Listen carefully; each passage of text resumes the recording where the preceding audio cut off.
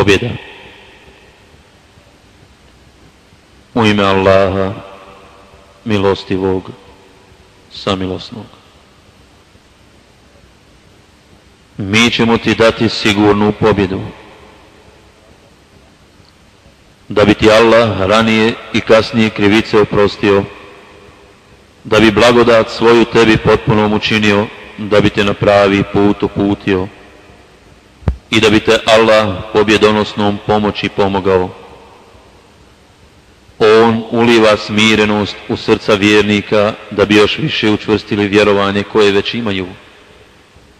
A vojske nebesa i zemlje su Allahove, Allah sve zna i mudar je. Da bi vjernike i vjernice uveo u džennetske bašće kroz koje će rijeke teći, u kojima će vječno boraviti, i da bi prešao preko hrđavih postupaka njihovih, a to je u Allaha veliki uspjeh, i da bi kaznio licemjere i licemjerke i mnogobošce i mnogoboškinje koji u Allahu zlo misle, neka zlo njih snađe. Allah se na njih rasrdio i prokleo ih i pripremio im džehennem, a grozno je on boravište. Allahove su vojske nebesa i zemlje, Allah je silan i mudar. Mi šaljemo tebe kao svjedoka i kao donosioca radosnih vijesti i kao onog koji treba da opominje, da u Allaha i u poslanika njegova vjerujete i da vjeru njegovu pomognete i da ga veličate i da ga ujutro i navečer hvalite. Oni koji su ti se zakleli na vjernost, zakleli su se doista na vjernost samom Allahu. Allahova ruka je iznad ruku njihovih. Onaj ko prekrši zakljetvu, krši je na svoju štetu. Ako ispuni ono na što se obavezao Allahu, on će mu dati veliku nagradu.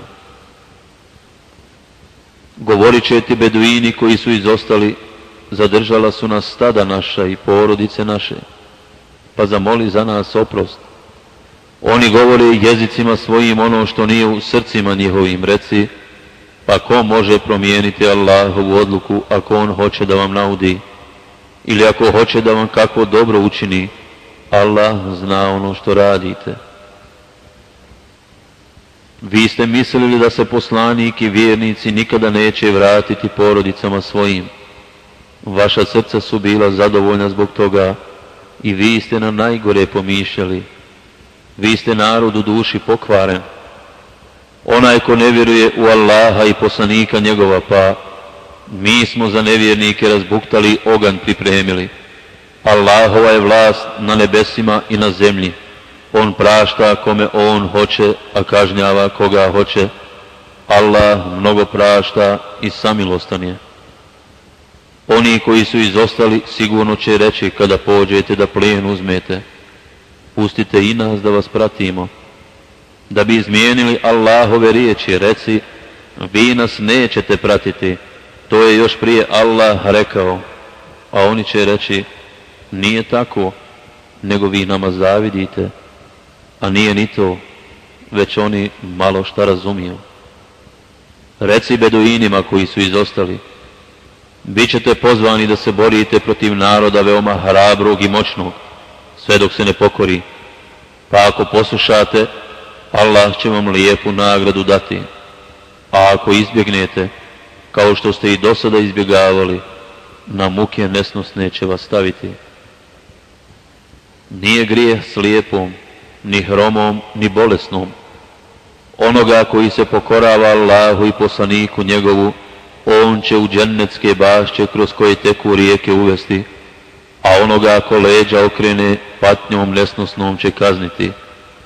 Allah je zadovoljan onim vjernicima koji su ti se pod drvetom na vjernost zakleli.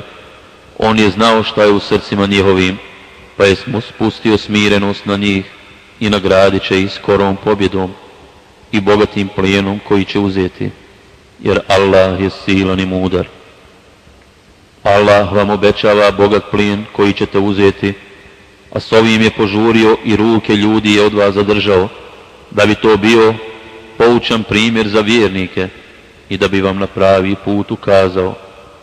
i drugi koji niste bili u stanju uzeti, Allah vam ga je dao, jer Allah sve može.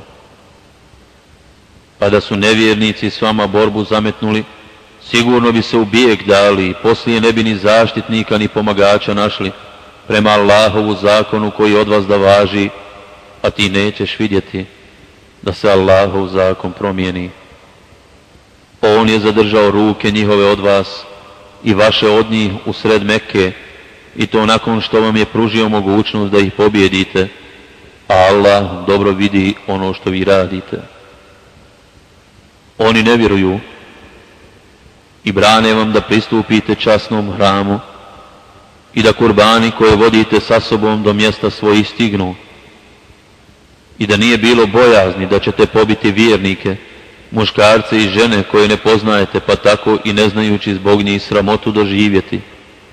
Mi bismo vam ih prepustili, a nismo ih prepustili ni zato da bi Allah u milost svoju uveo onoga koga hoće. A da su oni bili odvojeni, doista bismo bolnom kaznom kaznili one među njima koji nisu vjerovali. Kad su nevjernici srca svoja punili žarom paganskim, Allah je spustio smirenost svoju na poslanika svoga i na vjernike i obavezao ih da ispunjavaju ono zbog čega će postati pravi vjernici, a oni jesu najpreči i najdostojniji za to. Allah sve zna.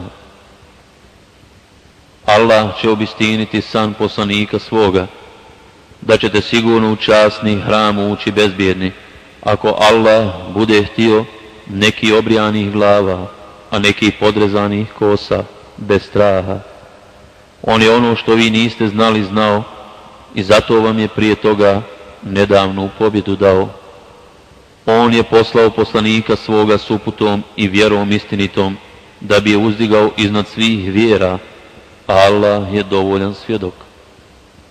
Muhammed je Allahov poslanik, a njegovi sljedbenici su strogi prema nevjernicima, a samilosni među sobom. Vidiš ih kako se klanjaju i licem na tle padaju, želeći Allahovu nagradu i zadovoljstvo. Na licima su im znaci, tragovi od padanja licem na tle.